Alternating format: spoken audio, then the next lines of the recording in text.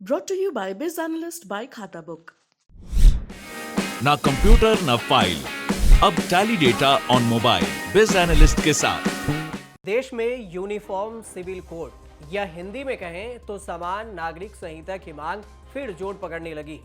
Uniform civil code में पूरे देश में एक समान कानून बनाने और उस सब पर समान रूप से लागू करने की बात कही गई है।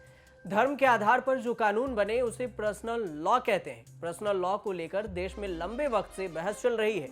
सवाल ये कि बीजेपी हमेशा कहती है कि एक देश एक कानून यानी यूनिफॉर्म सिविल कोड लाने के लिए अपने आप को प्रतिबद्ध है बीजेपी। दूसरी तरफ मुस्लिम पर्सनल लॉ बोर्ड हो या मुस्लिम वोट बैंक की राजनीति करने वाले पार्टियां इसके खिलाफ है। अब देश में एक बार फिर से इसे लाने के लिए बहस तेज है। यूनिफॉर्म सिविल कोड को लेकर अलग अलग राय सामने आ रही है। एक तबका इसे देश की तरक्की के लिए बेहतर कदम बता रहे हैं तो दूसरा तबका इसे संविधान विरोधी कह रहा है। तो ऐसे में समझते हैं कि आखिर यूनिफॉर्म सिविल कोड है क्या, क्यों इस पर विवाद छिड़ी है, इसके आने से क्या होगा और किसे नुकसान होगा और किसे फायदा।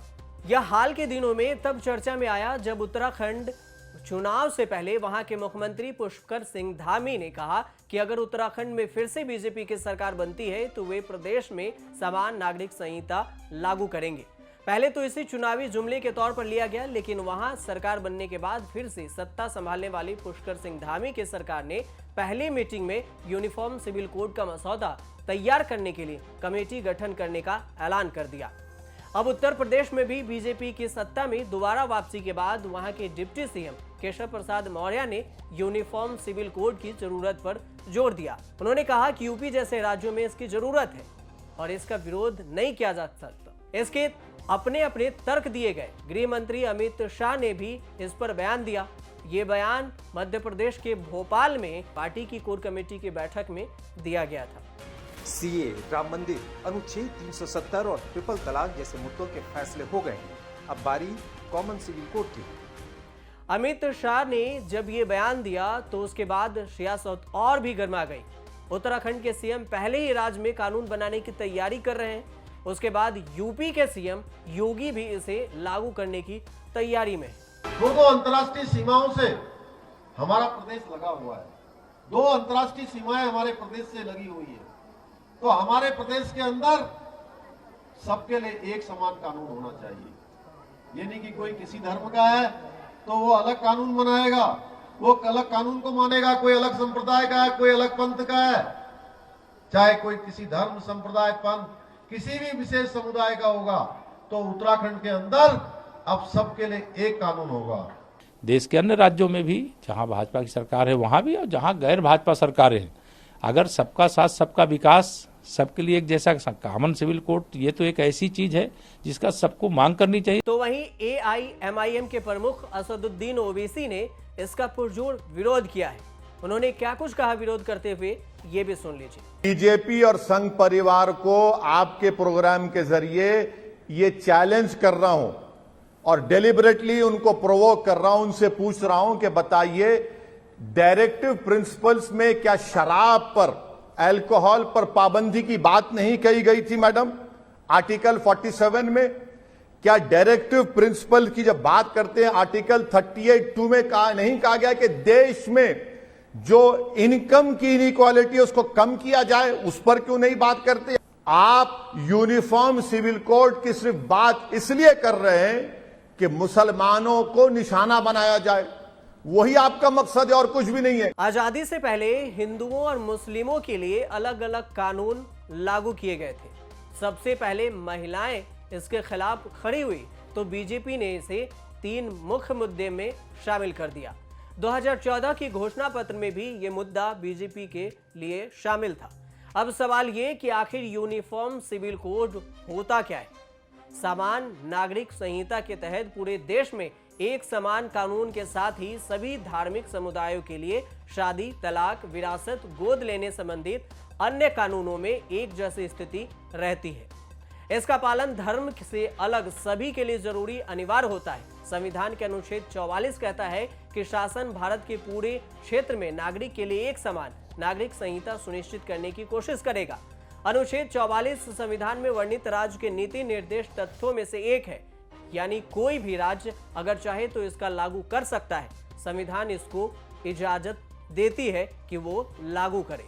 इसके लागू होने से देश में शादी, तलाक, उत्तराधिकार, गोद लेने जैसे सामाजिक मुद्दे एक समान कानून के अंतर्गत आ जाएंगे।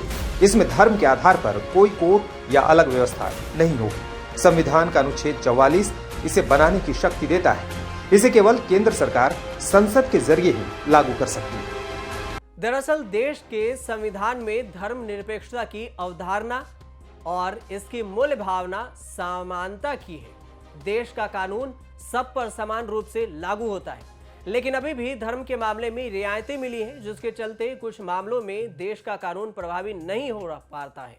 और धर्म के आधार पर मिली हुई यही वजह है कि 1986 में शाहबानों के मामले में सुप्रीम कोर्ट ने अपने ऐतिहासिक फैसले में देश के यूनिफॉर्म सिविल कोड लागू करने की बात कही थी, लेकिन तत्कालीन सरकार ने सुप्रीम कोर्ट के फैसले को पलटते हुए शरीयत को प्राथमिकता दे दी थी। यूनिफॉर्म सिविल कोड कानून से हर धर्म के लिए एक जैसा कानून होता है। मौजूदा समय में मुस्लिम, ईसाई और पारसी के लिए अलग पर्सनल लॉ है, जबकि हिंदू सिविल कोड के तहत हिंदू, सिख, जैन और बौद्ध अपने मामलों का निपटारा करते हैं।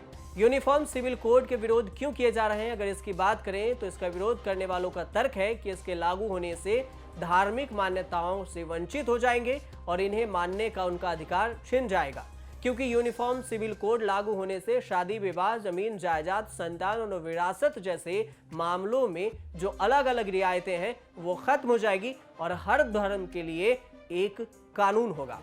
अब सवाल ये कि क्यों छिड़ी इस मामले पर बहस, तो दरअसल उत्तराखंड सरकार ने यूनिफॉर्म सिविल कोड लागू करने का निर्णय लिया।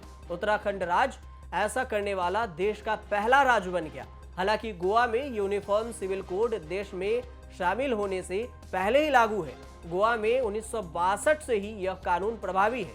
गोवा में लागू समान नागरिकता संहिता पुर्तगाली नागरिक संहिता 1867 के तहत लागू किया गया है, जो उत्तराधिकारी और विरासत के अधिकारियों को भी संचालित करती है। ये कानून भारत में पहली बार कब आया, अगर इसकी बात करें तो समान नागरिक संहिता की शुरुआत ब्रितानी राज के तहत भारत में हुई थी, जब ब्रिटिश सरकार ने वर्ष 1835 में इसकी रिपोर्ट अपराधी सबूतों और अनुबंधों के तहत कई विषयों पर भारतीय कानून की संहिता के एक रूपता को लेते हुए जरूरी बात कही थी। हालांकि इस रिपोर्ट में तब हिंदू और मुसलमान के व्यक्तिगत कानूनों को बाहर रखने की सिफारिश की गई थी। ब्रिटिश शासन में जो व्यवस्था थी उसमें बदलाव किया जा चुका है और 1941 में हिंदू कानून का सही तरीके से BN राव गठन में किया गया, जिसके सिफारिशों के आधार पर हिंदुओं, बौद्धों, जैनों और सिखों के लिए उत्तराधिकारी, संपत्ति और तलाक से संबंधित कानून को संशोधित करने के लिए 1956 में हिंदू उत्तराधिकारी अधिनियम के तहत नया कानून बनाया गया। इससे पहले CAA और 3 तलाक को लेकर भी जबरदस्त हंगामा हुआ था। अब इन सब के बीच में एक नए कानून सिविल यूनिफॉर्म कोड की एंट्री हुई है, जिससे सियासत और भी गरमाने की आशंका जताई जा रही है। आप देखते रहिए न्यूज़ तक।